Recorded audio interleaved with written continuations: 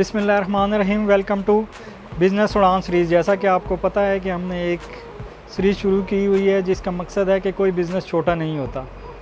तो आज हमारे साथ एक ऐसा बिज़नेस है जो कि रोटी कपड़ा मकान के बाद आपको पता है दो बड़ी अहम नीड्स हैं इंसान की। एक तो हेल्थ यानी कि सेहत, और दूसरी क्या है, एजुकेशन, तालीम। तो तालीम जो है बग़ैर स्टेशनरी के मुकम्मल नहीं होती, क्योंकि आपको पेंसिल, पेन, नोटबुक, ये सारी बुक्स वगैरह चीज़ें आपको चाहिए, तभी आप एजुकेशन हासिल कर सकते हैं। तो इसके लिए एक अहम बिज़नेस जो इसमें रोल प्ले करता है वो है स्टेशनरी का बिज़नेस। तो आज हमारे साथ हैं सईद साहब, मोहम्मद सईद साहब, जो शयान स्टेशनरी के ऑनर हैं। और आज हमसे शेयर करेंगे कि उन्होंने कैसे ये सेटअप शुरू किया। और ये आप देख सकते हैं कि ये यूथ के लिए इंस्पायरेशन भी है और मोटिवेशन भी है कि इतनी अर्ली एज में उन्होंने ये बिज़नेस स्टार्ट किया और बहुत अच्छे लेवल पे ये काम कर रहे हैं। जी सईद साहब। अस्सलाम वालेकुम, मेरा नाम है मोहम्मद सईद ख़ान और मैं इस शॉप का ऑनर हूँ। मैंने 6 साल पहले ये बिज़नेस स्टार्ट किया था अपनी स्टडी के साथ। और पहले मैंने मार्केटिंग स्टार्ट की, 2 साल मैंने तो मार्केटिंग स्टार्ट की उसमें। तो उसके बाद जाके मुझे लगा कि मुझे अपना बिज़नेस स्टार्ट करना चाहिए। जिस तरह के हालात हैं उसके मुताबिक आपको पता है कि रोटी मकान जो है इस तरह आपको हासिल नहीं हो सकता। पहले आपको मेहनत करनी पड़ती है, 2 साल, 4 साल उसके अंदर जाके आपको कुछ सीखना पड़ता है। उसके बाद जाके आप कोई बिज़नेस स्टार्ट कर सकते हैं। मिनिमम बिज़नेस स्टार्ट करने से पहले आपको किसी जगह एक्सपीरियंस लेना चाहिए या आपको मार्केटिंग करनी चाहिए, मतलब कुछ भी आपको किसी न किसी फील्ड में आपको जाकर काम करना चाहिए। ये हमने देखा कि सईद भाई ने बहुत ही यंग एज में अपना एक बिज़नेस सेटअप किया, मार्केटिंग का एक्सपीरियंस गेन किया, और फिर तकरीबन 6 साल पहले ये एक छोटी सी शॉप से, उसका मैं विटनेस हूँ कि एक छोटी सी शॉप थी, और इन्होंने फिर एक्सपेंड करते हुए एक बहुत अच्छी और बड़े लेवल पे काम शुरू कर दिया। तो कोई भी काम छोटा नहीं होता, इस वजह से आप स्टार्ट लें। आपने देखा कि सईद भाई ने जो है तकरीबन अपनी स्टडी के साथ अपना एक बिज़नेस सेटअप शुरू किया और साथ साथ एक फाउंडेशन बना ली, और अब एक अच्छे लेवल पे काम कर रहे हैं। तो अब आप सईद भाई बताइएगा कि इनिशियली आपको कितनी इन्वेस्टमेंट करनी पड़ी ये बिज़नेस स्टार्ट करने के लिए? मैंने अपने बिज़नेस में स्टार्ट किया था 60,000 से, क्योंकि मेरे पास इतनी अमाउंट नहीं थी और ना मुझे कोई उधार देने के लिए राज़ी था। तो जैसे जितनी कम रकम होगी आपने घबराना नहीं है कि मेरे पास पैसे कम है या मुझे कोई कहेगा जी आपके पास आप कर नहीं सकते हैं, इसमें आपको क्या आएगा। आपने बिल्कुल नहीं घबराना। आप मार्केटिंग स्टार्ट करें, आपको इन्वेस्टमेंट मिलेगी, आपको प्रॉफिट मिलेगा। जैसे ही आपको प्रॉफिट मिलना स्टार्ट होगा आपका इंटरेस्ट बढ़ना शुरू हो जाएगा। फिर मैंने 60,000 से स्टार्ट किया, मेरी छोटी सी दुकान थी। तो उसके बाद फिर मैंने फ़ोटोस्टेट का काम किया स्टार्ट, स्टेशनरी से फ़ोटोस्टेट पे आया। फिर मैंने मोबाइल एक्सेसरी का काम स्टार्ट किया।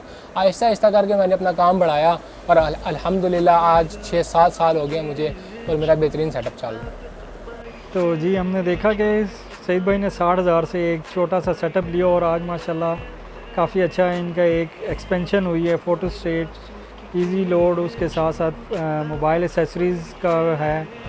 तो इस बिज़नेस के अंदर आप बहुत सारी चीज़ें ऐड कर सकते हैं अपनी इनकम को बढ़ाने के लिए। तो 60,000 70,000 से कोई इतना बुरा डिसीजन नहीं है अगर आप स्टार्ट करें। और आपने देखा एक बहुत यंग एज है सईद भाई की, जब उन्होंने स्टार्ट लिया होगा, अभी भी काफ़ी यंग है।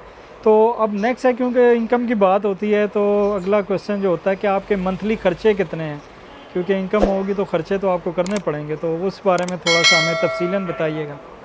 टीपू भाई, जैसा कि आपने मुझसे पूछा है कि आपके ख़र्चे कितने हैं, ख़र्चे के लिहाज से देखा जाए तो अगर आपकी अपनी शॉप है तो वेल एंड गुड। अगर आपकी अपनी शॉप नहीं है तो पहले तो आपने ख़र्चा निकालना ना उसका किराया। जैसी शॉप होगी, छोटी शॉप होगी तो आपको पता है कि 15,000 से नीचे आपको कोई रेंट पे नहीं देता। अगर आपकी बड़ी शॉप है तो कम से कम आप समझ लें कि 30,000 बीच में ही है। पहले रेंट निकल आएगा 30,000। उसके बाद अगर आपने एम्प्लॉयज़ रखे हुए हैं 15,000 पर हेड उनको देना पड़ेगा। उसके बाद आपको आता है जी फ़ोटोस्टेट मशीन, उसके लिए आपको बिजली का बिल देना पड़ता है। एक मशीन जो सी है वो आपको कम से कम जो सी हैवी मशीन है वो आपको मंथली है 6,000 रुपये का उसका बिल आता है। तो जैसे जैसे आप इन्वेस्टमेंट बढ़ाएंगे तो आपकी इनकम भी बढ़ेगी। जी हमने देखा खर्चे राउंड अबाउट जो 15,000, अगर आप कह लें कि रेंट है 15,000, अगर एक बंदा आपने रखा है 30,000 ये हो गया, और बिजली के बिल 5-6 हज़ार, तो तकरीबन 30-35,000 रुपये हमें ख़र्चा करना पड़ता है इनिशली एक छोटे स्टार्टअप के लिए। तो अब जो है अगर हम 30-35,000 रुपये का ख़र्चा कर रहे हैं, 60,000 हमारी इनिशियल इन्वेस्टमेंट हुई, तो उसके अगेंस्ट हमें इनकम कितनी आ रही है? मतलब इतना 60,000 लगा के जब लिया आप, तो काफ़ी अगर सेटअप बड़ा होगा 1,00,000-2 तो उसका रिटर्न भी ज़्यादा होगा। तो हम पूछते हैं सईद भाई से कि इसकी इनकम कितनी है इनकम के लिहाज से देखा जाए तो आपको जितना आपका काम ज़्यादा होगा उतनी आपकी इनकम ज़्यादा होगी। मसलन अगर आप स्टेशनरी, मैंने स्टार्ट किया था सिर्फ स्टेशनरी स्टार्ट किया, उस टाइम इनकम थी, मैंने 60,000 इन्वेस्ट किया तो मुझे बहुत हुआ 15,000 20,000। स्टार्टिंग में ऐसे ही होता है क्योंकि आपको स्टार्टिंग में बहुत कम प्रॉफिट मार्जिन नज़र आता है। उसके बाद मैंने फिर फ़ोटोस्टेट मशीन स्टार्ट की, फ़ोटोस्टेट एक आ गया, स्टेशनरी एक आ गई, और इजी लोड और मोबाइल एसेसरी। जितना जितना आप अपने बिज़नेस को बढ़ाएंगे उतना उतना आपकी इनकम ज़्यादा होती जाएगी, वो आप पे डिपेंड करता है।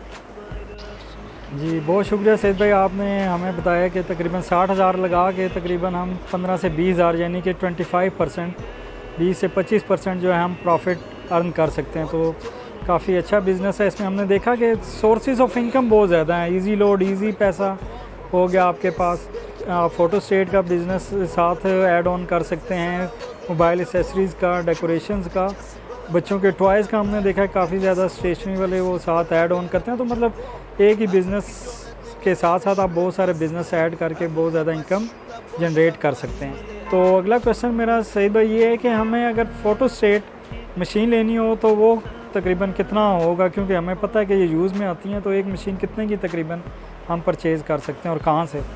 टिपू भाई, जैसे आपने पूछा है कि ये मशीन कितने की मिलती है और कहाँ से मिल जाती है, देखें ये आपको मिल जाती है यूज़ में, आपको 60,000 की मिल जाएगी, 80,000 की मिल जाएगी। मतलब जितनी हैवी मशीन होगी उतनी हैवी अमाउंट होगी। तो हमने ये एक छोटी मशीन हमने रखी हुई है, ये हमें मिली है 70,000 की, और एक हमने रखी हुई है कोनिका मिनोल्टा, ये है जी 1.5 लाख रुपए की एक मशीन है।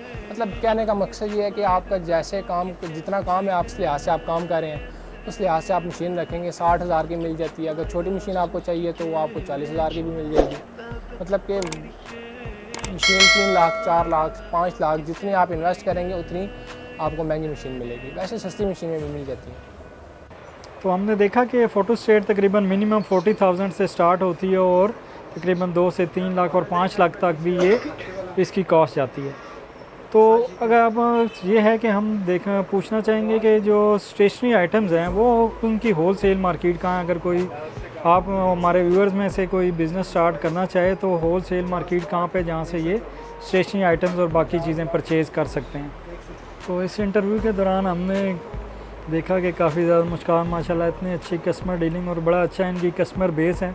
तो काफ़ी टाइम हमें इसके ऊपर जो है ना सर्फ हुआ। सईद भाई बार बार जो है मसरूफ़ हो जाते हैं, तो ये थोड़ा सा इनका है। पिंडी इस्लामाबाद की बात की जाए तो अगर आपने काम स्टार्ट करना है तो अगर पिंडी में आप अगर काम स्टार्ट करना चाह रहे हैं तो आप उर्दू बाज़ार चले जाएँ, वहाँ पे आपको मुनासिब रेट में मिल जाएंगे। कॉलेज रोड चले जाएँ, वहाँ पे भी आपको स्टेशनरी की पूरी मार्केट भरी पड़ी हुई है, वहाँ से आप फ़ोटोस्टेट मशीन भी परचेज़ कर सकते हैं। अच्छा जी, पिंडी इस्लामाबाद के जैसा कि सईद भाई ने बताया कि उर्दू बाज़ार है, कॉलेज रोड से आप जो है होल सेल की शॉप से आप परचेजिंग कर सकते हैं। इनका हम नंबर भी नीचे दे देंगे, अगर आपको कोई इस वाले से रहनुमाई चाहिए होगी तो सईद भाई आपको इंशाल्लाह गाइड भी करेंगे।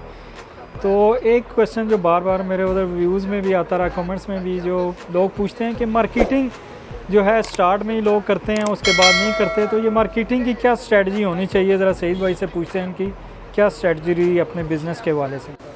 देखिए, कोई भी बिज़नेस करने के लिए ना आपको मार्केटिंग और एक्सपीरियंस का होना बहुत ज़रूरी है।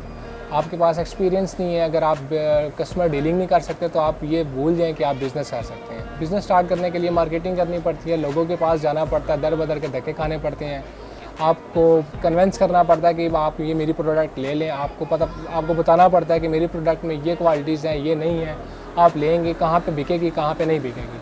तो बिज़नेस करने के लिए मार्केटिंग करना बहुत ज़रूरी है।